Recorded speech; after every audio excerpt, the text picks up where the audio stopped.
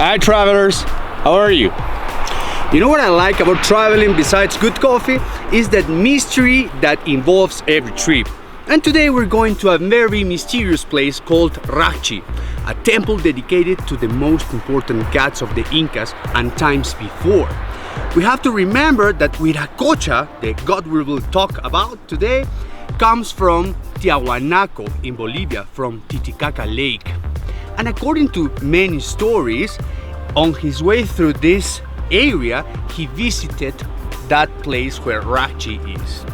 So they dedicated a very magnificent temple, only comparable to the Parthenon of the gods in Greece, or probably to where Odin lived. So we're going to visit this place and we're going to learn about it. I will see you in a minute.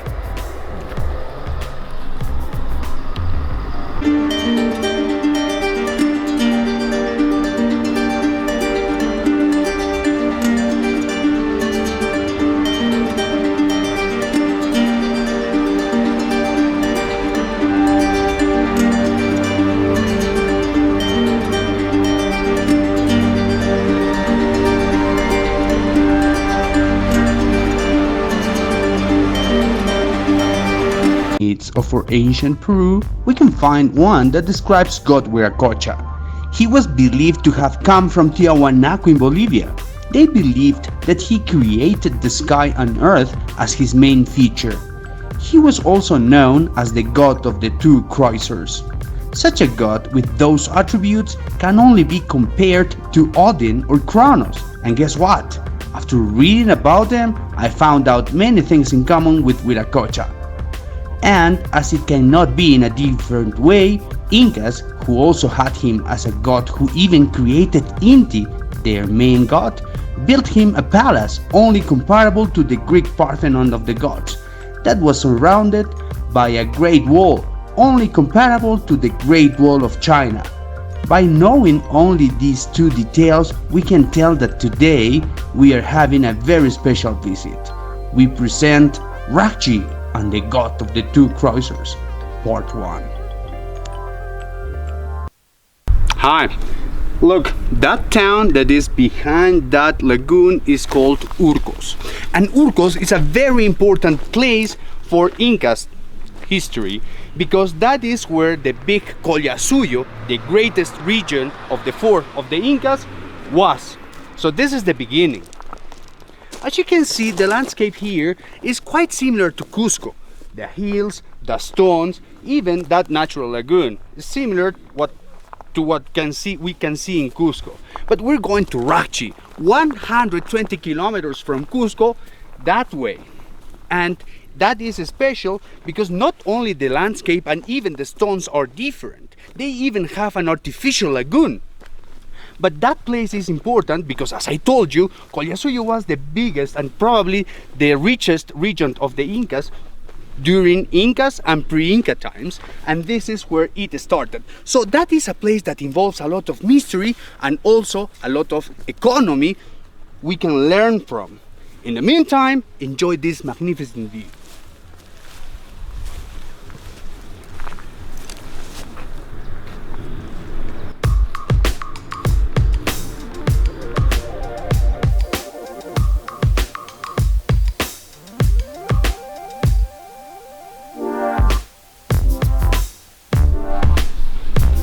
Right now I am walking right on the Capacñan road. If I continued that way, I would get directly to Argentina, Tucumán.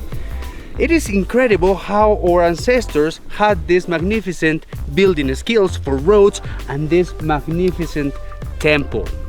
For a better understanding, we have to know that Pachacútec, Inca Pachacútec, divides the history of Tawantinsuyo in two parts, like pre-Pachacútec and after Pachacútec, after beating the Chancas. But we'll talk about Pachacútec later.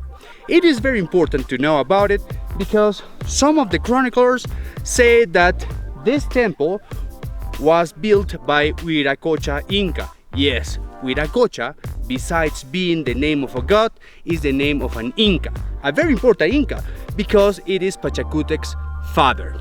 Well, Garcilaso and Bernabé Cobo say that Wiracocha was the one who built it, But other chroniclers, like Ciesa de Leon, say that it was Tupac Yupanqui, Pachacutec's son, who was the one who built it.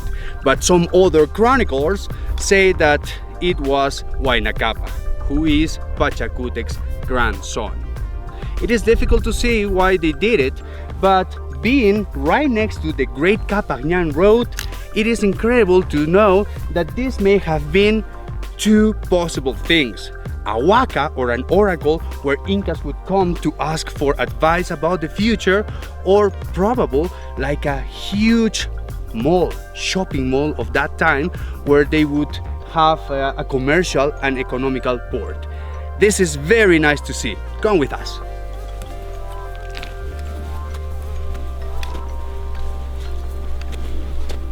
Wiracocha's temple is a unique building all along Inca territory. There is no one alike. It is the only building that has circle columns and 4 big rooms. They even called it the Inca Parthenon, and because of that, it may have been an oracle or huaca. Pachacutec Inca would visit it frequently according to some of the chroniclers, and it is the most important site in Raqchi. It is 92 meters long and 25.5 meters wide. You can see a very tall central wall of adobe, up to 20 meters tall. It has bases made of andesite rock, and it has a line of 11 circular columns on each side. Their base is made of rock, and their upper part is made of mud.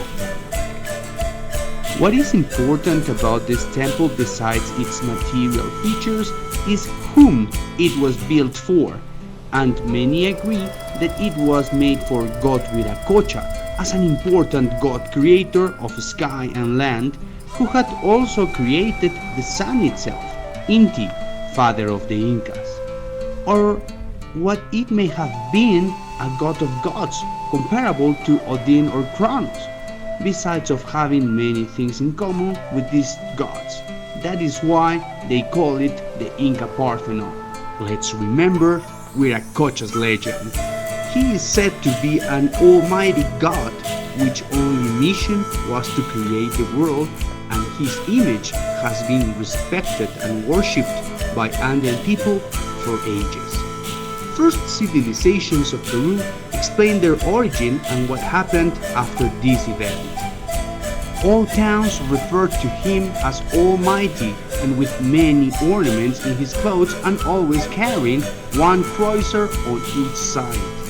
His origin is a true mystery, but we will go back to Tiahuanaco culture in Bolivia, and according to its legend, Wiracocha had created the world twice before what we can now see as Caipacha, the here and now in time and space. During his first creation, the first inhabitants were giants and strong that would live in constant war, and that caused Wiracocha's rage, and he decided to eliminate them with a big flood. We may say it is similar to god Kronos, who eliminated giants by sending them to the Tartaro.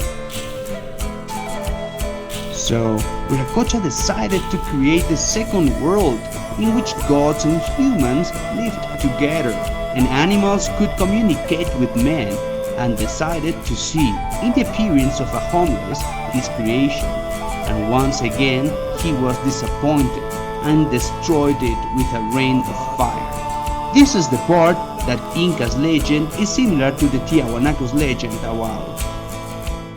After that banishment on earth, only darkness was there, and the TT, or Great Cougar, would live on the top of the world, and it was the only thing that shined when Wiracocha came out of the lake with a golden hummingbird who knew the present, past and future as his partner, and its name was Inti.